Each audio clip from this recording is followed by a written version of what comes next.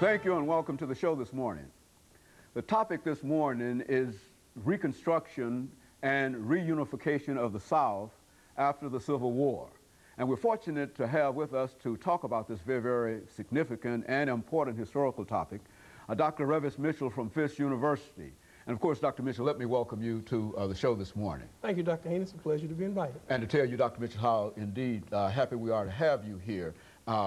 This is the beginning of a new season for us, and we've had you on just numerous of times, a number of times, yes. And each time, as we said before, you bring us such excellent information. As a matter of fact, we often think about the video that we did with you on slavery and the Emancipation Proclamation and all of those things. And so what we'd like to do today, Dr. Mitchell, is to recognize that this is really the beginning of the voting season here, and so to sort of bring a topic in that would deal with the suffrage and the whole problems that came out of the Reconstruction of the South. But before we get into that, Dr. Mitchell, let's have you to give us some information about your background, your education, and what in a real sense motivated you to do the things that you're doing. Well, thank you, Dr. Haney.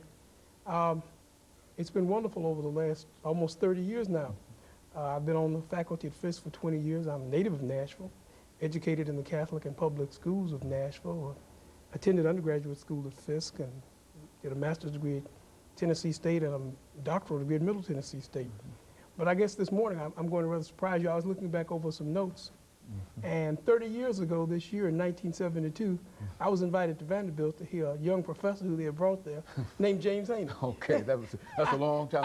I was brand new faculty at MTSU, and you reach a point in life where you're looking through your notes and papers. Okay. And there was a young man there with a large afro and a dashiki named James Haney. And I was down at MTSU. We were beginning our teaching careers. That's exactly it. And of course, that's what when we met one another. That's right. That's been a long time. So it's been, I think, good over the years. The things we've discussed and really the popularization of history.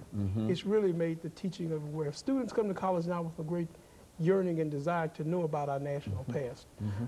Since September 11th, one year ago, or year 2001, Americans have tried to find their place in the world. So it's still a thrilling profession discussing American history, and particularly African-American history.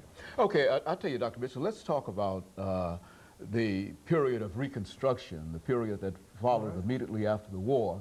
And I think you noticed that when we introduced the topic today, we said Reconstruction and Reunification of the South after the Civil War, and et cetera. Let's talk about that, and let's have you to start talking about it by talking about what you consider to be the Reconstruction period in American history, and sort of bring our audience into what we're doing. The Reconstruction period is one of the most vital periods in the country's history. Generally, when history is taught, high school and college level, we teach it from exploration 1865. We pick up with the war and Reconstruction. I tell people the Reconstruction period did for me as an African American what the end of the American Revolution did not do. It provided me with the vote. It freed me. So it's what we call a watershed event in United States history. What we sometimes don't realize is that it was a great political struggle. So a political struggle between a North and a South that had been engaged in war for several years. But it was also a political struggle between a president and the Congress. Reconstruction was not easy. Reconstruction was not intended to be easy. Abraham Lincoln, who really did not believe the country could be divided by war, wanted to make the Reconstruction process quick. He wanted the country back in place. He couldn't deal with a disunited Union. But members of his own party, the Republican Party, who had fought that war, disagreed. They wanted to make Reconstruction of the South by Southerners virtually impossible. They wanted to collect emotion from a war effort. They wanted to punish the South. So as much as Reconstruction may be painted as reunion, before there could be reunion, there had to be a bit of disunion. As the young people said, we had to pay the crime, pay for the crimes. And in the eyes of Northern Republicans, radicals within Lincoln's party, the crime had been ever leaving the Union. So there's a struggle. Reconstruction is a point of struggle. Politics, Lincoln initially wanted 10% of the South, 10% of those who had voted in the election of 1850 to swear allegiance. But then you've got to look at who voted in 1850. Women didn't vote. Certainly black people didn't vote. And those who didn't own land didn't vote. So only a small percentage of those actually voted. Of that, he only wanted 10% to swear allegiance, and he would declare states reunited. Now, is this what they meant by Lincoln having what might be considered a very, very mild and very sympathetic policy toward the South? And really, it was towards the South, but really it was his support of the Union. He wanted that Union back and functioning. This is what he'd argued the war was fought about, and many people miss the fact that the war wasn't fought as much about slavery as it was about maintaining the Union. Go on. Maintaining that Union. Lincoln hoped that the Union would be back and functioning within a year. Unfortunately, there's such a disunion in the country that Lincoln's assassination is brought on by the question of this reuniting the Union. The ultimate question were those Southerners who were upset with Lincoln. He had the radicals, they're upset with Lincoln.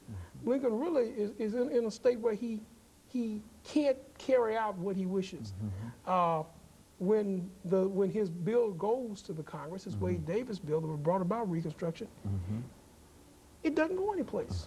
The Congress stifles it. Then they bring forth a bill, and when that bill comes to Lincoln, the radical plan, he lets it lay on his desk and lets Congress go out of session. He exercises his pocket veto. So the struggle that ensues after the Civil War is as much a battle between a president and Congress as we've ever experienced.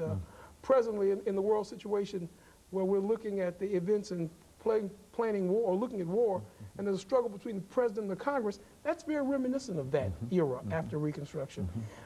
It's a detrimental era for the entire nation. It's very detrimental for the South. It's very detrimental for African Americans because caught up in the struggle, we are exploited, we are exploited. So we have to look at an actual struggle. Finally, it's decided that the Army of the North will occupy the South. And there will be a period of time before there will be voting in the South.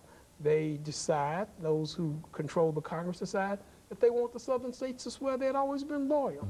And to many of the Southern state leaders, this was upsetting because they hadn't been loyal. They had formed a confederacy. They had formed a separate union.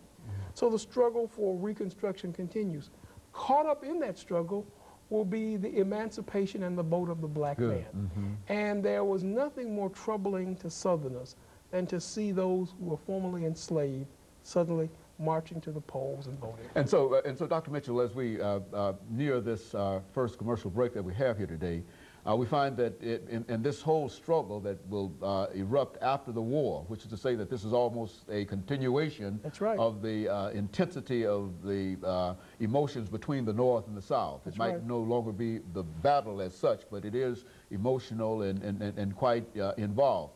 But now, one of the things that we'd like for you to talk about after we come back from this break is the citizenship rights of Africans during this time, because I think we know that in 1865, the 13th Amendment is passed that will give them freedom. That's right. But now the 14th Amendment, that's this whole idea of African-American citizenship. I think that's one of the most important elements that we could deal with at this particular point, I mean, in this part of the show this morning. Exactly. And we will always remember that freedom and equality are not synonymous. Good, very good. And of course, after we take this first commercial break, we'll come back and we'll give you an opportunity to talk about the Reconstruction Act of 1867 and how Africans were eventually brought into the whole political process, because there were quite a bit of opposition in the South and to a lesser degree in the northern states in reference to African-American participation in politics and citizenship and whatnot. And I want you to sort of lay that out as you so well do in some of these other parts that we've dealt with before.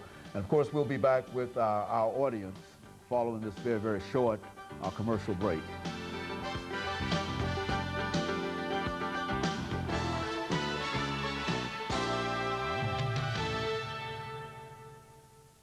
It's a scorching hot day.